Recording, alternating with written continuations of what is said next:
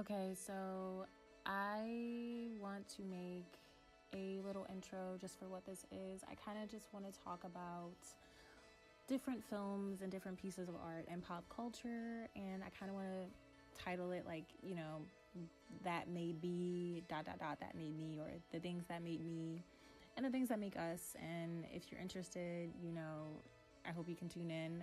This particular one is going to be like about the movies that made me, and in this particular episode, which will be the first one, it's going to be about Harmony Korine's 1995 Kids and Greg Araki's 1997 Nowhere, and just how I feel like, as different as they are, I think they definitely kind of came from a strikingly similar place, and how they kind of are still relevant to this day. And even though they're dated, they kind of, at least to me, are very poignant and compelling. So hear me out. I don't have any super big theories about them. I'm just going to talk about them a little bit, and that's pretty much it. And hopefully you guys will check them out, but if not, just listen to me talk, and if not, that's okay too. I love sex, girl. It's like the best thing. It is. There's nothing better. It's the best thing. Nah. That's it. Nah. It's that boom, boom, boom. Yeah, man. Foreplay. So why I try to go out with Alex though, right? Why? Because no, he has the best fucking fingers I ever had. The worst is sucking dick. Oh yeah. God, they be shooting you in the eye and the ear and shit. It's like, yo. You don't know what. Right. Let's have sex. Let's go. So without overthinking it and, getting too deep, Kids 1995 by Harmony Korine is I don't want to say coming of age film, but I guess you really could say it's that. Some of the people, responsible for making the film said the idea of it was to sort of kind of steal snapshots of, everyday youth in inner New York City. The whole film is kind of surrounded by these kids that are in the skateboarding scene. They don't come from, the richest families, so everyone's just kind of fucking off and fucking and doing drugs and, just kind of not, just kind of being kids, I guess. And that is what this movie is. I feel like this movie has definitely been kind of a staple for a lot of today's aesthetics and fashions, and I feel like a lot of New York streetwear is still kind of inspired by this, or at least this is some of the main elements of inspiration, I think, for a lot of what artists are still doing today. The skateboard scene is still hot. Illegal Civ is still there. I feel like a lot of what this film was, I don't know, was imitating was real life, because in a sense, I don't know, purely stylistically and aesthetically, it still speaks to the nihilistic nature of what a lot of young adults still do today, and how the mindset is today, especially when there kind of is nothing to do but smoke weed and skateboard. It's mostly a male-oriented film, I'd say, with the women kind of just suffering. The main character here is Telly. Telly's kind of a sleazeball. He kind of just takes girls' virginities, talks real sweet to him, and then, steals it, and then, dips, and he does this cycle. In the film, he says it's the only thing that he lives for, because he's a waste man and he has nothing to do but smoke weed, skateboard, and waste girls' time. He also has his best friend named Casper, who kind of is just his sidekick, and I don't know. I kind of hate Casper and Telly in this film. And two other characters that I think stand out a lot are Chloe Sevigny's character, Jenny, and Rosario Dawson's character, Ruby. They have that iconic girl scene where they're all talking girl talk, and It's like really iconic to this day. It's like quoted on Tumblr all the time. Kids 1995 itself, I feel like, has a very large presence on Tumblr and the internet in general.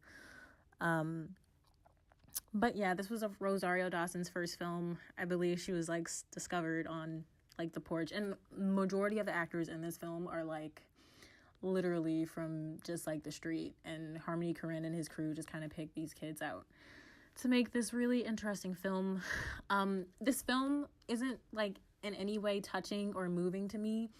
I think stylistically it's just really genius because it's so genuinely messed up. I don't know, like this is just like a really messed up movie. Like it's just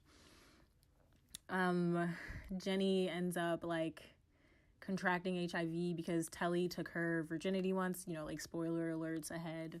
And then like I think at the end of the movie, like Telly's best friend Casper like rapes her, and it's just like awful, and it's just like sad, and the whole film is just, I don't know, it's just like kind of looking into like poverty and like kids that don't necessarily have a future. And what's weird about the movie is that like that sounds like it could be really deep, but it's not. It's just kind of like this nihilistic view into like how teens kind of just like are, you know, the doomed generation, that will always be the doomed generation. Like this was 95, so, and if you're a young adult now, then I guess the doomed generation is your parents. But like I feel like it's the same way for us now. Like that's why particularly like this film alongside Greg Araki's Nowhere are so like, I don't know,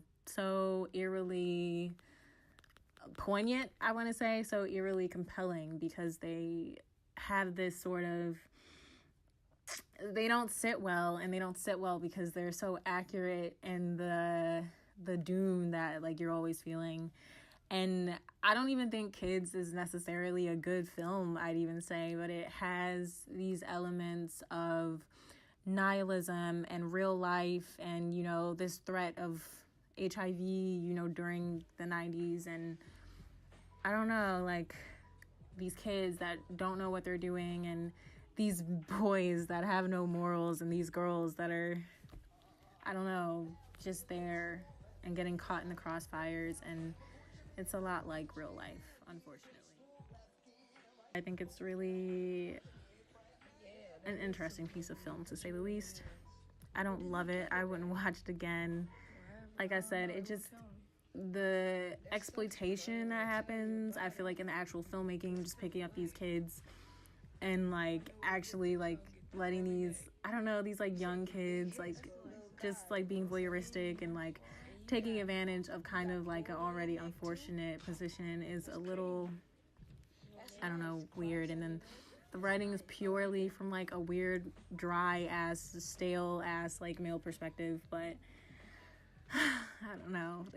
It's Harmony Korine, I guess. So it is what it is. And yeah, I think this film isn't really too different from what I see, and you know, some of the guys I know, and some of the things I've done and like seen, and the comparisons I've made myself. So I don't know, as a struggling, depressive young adult, probably in her own doomed generation, I'd say this movie is just compelling for the fact that it is so accurate. LA is like nowhere. Everybody who lives here is lost. Moving on to Nowhere, Greg Araki's 1997 film. I have to say that this film is maybe one of my favorite movies, if not my favorite movie. It's made by Greg Araki, who is a queer cinema legend, also a skinny legend, also a Asian American legend. But yeah, like all jokes aside, this movie's so crazy. It's about these young adults in inner city LA, these teens, and how they're all kind of drifting along and kind of feeling the same sort of what am I doingness that the kids in Kids are experiencing as well. this story revolves around Dark, who is just a normal guy. He's dating Mel, who is very free-spirited and is dating everybody else. And he has a really cool friend group, and he's also kind of interested in this guy named Montgomery, who's really cute, but he doesn't know him that well. The other kids in this movie are experiencing the end of the world, and there are elements of doomsday and hints of the world ending, and there are aliens in this movie, and this movie follows a very different sort of universe than the universe that Kids resides in. I feel like Kids is pretty much our universe, and Nowhere just takes place in like a different one, different rules, whatever. And there are so many like intertwining storylines in this particular film, but mostly it just kind of revolves around Dark. And for me, it's mostly about Dark and Mel and everything, and Montgomery and the aliens. But I mean, the other people too, like there are really strong elements of violence in this, sexual violence. So many things are just happening, and I don't really even know how to get into it without just saying word for word what happens. I guess I can talk about my favorite parts. One of the more darker elements are when this one character, she like goes to this actor's house, and he like ends up like raping her, and then after she goes home, she's really like disheveled, she's beaten up, and she's watching this like telecast, and it's like a religious like telecast, and at the same time another guy is watching it too, and he's like a drug addict, and he's just, you know, really depressed, and they're both watching it, and the guy on like the telecast is saying like, oh, you just gotta believe, you gotta accept Jesus into your heart, like, do you hear me? Say you believe. And both of them are saying, I believe, and then like cut to the next scene, they both end up killing themselves. It's like the craziest thing ever. And I just kind of thought that was interesting how like I don't know, it just seemed to parallel how like in life, like we latch on to like these things that end up killing us. Like I'm not really sure if it was trying to say that like religion kills. I'm not going to get that deep into it, but like I just thought it was interesting. Another like interesting part of this film is like how Dark is just like lovesick and like lovelorn, and how like he's so hopelessly in love with Mel, and Mel cares for him too and likes him, but like she also likes everyone else. And then like, listen, I thought I had like the worst like situationship breakup this summer, but like what she says to him is like so funny. I gotta go pee. And then like after she says this, she literally ends up like walking away with two guys like right in front of him. It's like the funniest thing ever. But anyways, like Dark ends up going home. He's like dejected and sad, and he like films like this really great monologue about how he's so lonely, and how he's like the only guy on earth, and how he's just hoping that like there's someone else that has to feel this way, in a sea of nothingness, in a sea of nihilism, in a sea of depression. And like I relate to that 1000%. I thought it was just like such a good monologue. I watched this movie so much, and like the last time I watched it, I was like, wow, that's actually so deep. But yeah, anyways, the movie ends on like the worst note ever. I feel like the reason why I never say it's my favorite movie is because the ending just kills me. So at the end, when Dark himself, like this is like after everyone's storyline kind of like ends, Dark like goes home. He films that like video monologue because he's like a film student, and he's just like dejected in his room alone. And then Montgomery like somehow like comes through his window, and Montgomery like earlier in the film got like abducted by aliens, and no one knew where he was. And then like he comes back, and he tells him like, I don't know if he says he got abducted or he says he dreamed he got abducted, but whatever. They're like laying in his bed. It's like the most romantic scene ever. And they're just saying like, oh, I like you too. And it's just like so cute. And then like Montgomery's like, can I stay here tonight? And then like he goes to sleep. And then a freaking alien bursts out of his body, and his blood is everywhere, and Dark is just covered in his blood, and the alien is just like, I'm out of here. And that's it. Anyways, love this movie. I think it's like really crazy and worth watching. And I think it really just speaks to life and being young and dealing with it. And I want to know what you guys think and which movie do you relate more to? Which one do you hate? Do you hate both of them? Would you watch any of them? Have you ever watched any of them?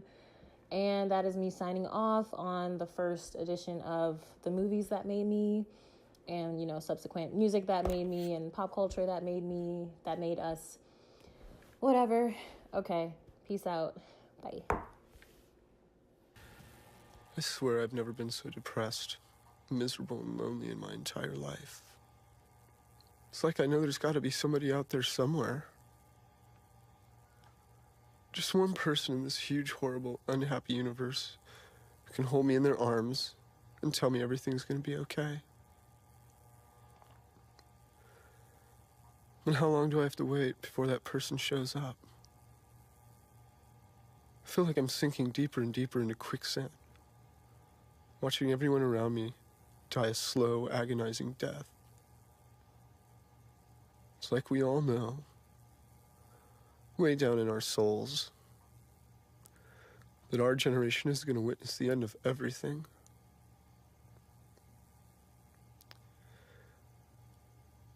You can see it in our eyes. It's in mine. Look. I'm doomed. I'm only 18 years old and I'm totally doomed.